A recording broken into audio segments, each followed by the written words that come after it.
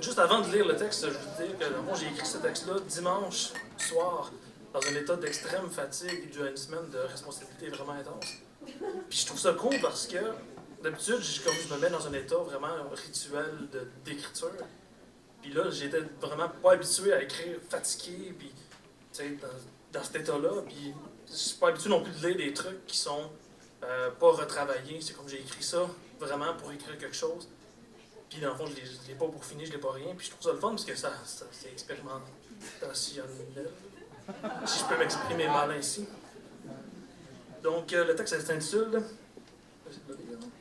Bref avant-goût d'un voyage dans le temps désordonné. L'engrenage de ma fatigue s'appuie sur l'inconstance du temps et sur mon combat à le respecter. J'acquiesce d'un côté comme de l'autre, mais le résultat n'est pas aussi centré que je l'espère. L'entrechoc des égos alimente la pression ambiante et carbonise nos identités respectives. Malgré tout, j'ai conservé un sourire. Je me suis mis à l'épreuve, j'ai pas gagné, j'ai pas perdu, mais j'ai réussi et ça me suffit. Je me surprends souvent à réfléchir sur mes anciennes vies, non pas à de soi-disant vies antérieures. Je parle ici de différentes sphères d'existence sur ma propre ligne de temps. Ce temps qui passe si vite et qui paraissait si parfait à l'époque. Celui qui a simultanément, mais consécutivement, détruit d'énormes strates d'émotions et formé différentes personnalités logiquement incompatibles. D'une valse entre la nostalgie et le regret, le recensement insaisissable d'une vision souvenir subjective. Je suis chez ma grand-mère, ou grand-mamou, comme j'aime l'appeler. Je suis souvent chez elle, car elle habite dans la même maison que moi, juste en bas des marches extérieures. Moi et mon frère, on couche souvent chez elle, dans des actes de couchage à même le plancher. C'est pas grave si on n'est pas confortable, on est chez elle. On dessine souvent ensemble, et elle m'empêche de sortir le soir pour aller chercher mes jouets en haut, parce que selon elle, il y a des loups dehors qui vont me manger. J'y crois pas, mais je joue le jeu, et je reste en sécurité. J'aime bien quand elle me parle du bon vieux temps, même si c'est difficile de l'imaginer plus jeune. Je suis réveillé par des larmes qui tombent. Je sors de mon lit d'un garçon de 10 ans, et je vois dans la cuisine ma mère qui pleure. L'information que je reçois changera ma vie à jamais. Mon père vient de se suicider. Je ne comprends pas vraiment ce que ça veut dire. On me dit que je ne le reverrai jamais. Je console ma mère en lui plaçant une main dans le dos et je fixe le vide. La nuit s'effrite. Aucune autre information n'est sauvegardée. Je suis accroché à l'envers dans une voiture.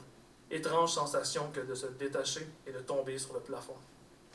Ce véhicule couché sur le dos comme une tortue sur sa carapace. A trouvé bon de s'étendre dans un fossé sur une route de campagne isolée, et ce, sans me demander mon avis. En sortant par la fenêtre, j'ai décidé d'essayer de pousser la voiture pour la remettre sur le droit chemin.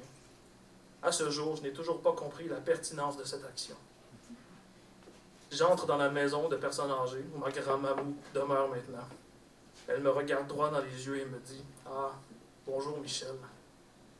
Ça me brise le cœur de voir ses yeux, éteints par l'Alzheimer, qui ne me reconnaît pas, qui ne connaît plus mon nom, après avoir passé autant de bons moments ensemble. La vie est vraiment bonne pour effacer les traces de pas qu'on voudrait toujours conserver comme réalité pure. Ça remet toujours tout en question, le fameux « à quoi ça sert ». Mon grand-père aussi, après avoir été tombé malade, a été placé dans un centre d'hébergement. En quelques mois, il a perdu sa femme, sa maison, sa voiture et lui, sa vie. Et là, on s'en pose des questions sur l'énigmatique sens, le grand et l'éternel pourquoi. J'ai écrit un haïku un jour, il va comme suit. Tout ce que l'on fait, un seul but, en avoir un souvenir. Mais si la vie efface ce souvenir, et que les traces de notre existence disparaissent à jamais, que devons-nous conclure? Mes voyages temporels sont fréquents en période estivale. Sur un fond de paysages nocturnes, j'entreprends des randonnées mémorielles qui s'étendent sur plusieurs heures. Les moments les plus importants comme les plus triviaux s'y retrouvent et s'entremêlent aléatoirement. Ce n'est rien d'exceptionnel, c'est même tout ce qu'il y a de plus commun comme situation. Mais des histoires méritent d'être racontées, même si elles ne sont qu'effleurées. L'averse du temps se dépose sur mes recueillements, incontrôlable déferlement de pensées causant l'insomnie. Une promenade temporelle d'une courte durée, avant-goût des récits du journal d'un homme mal ordinaire. Merci beaucoup.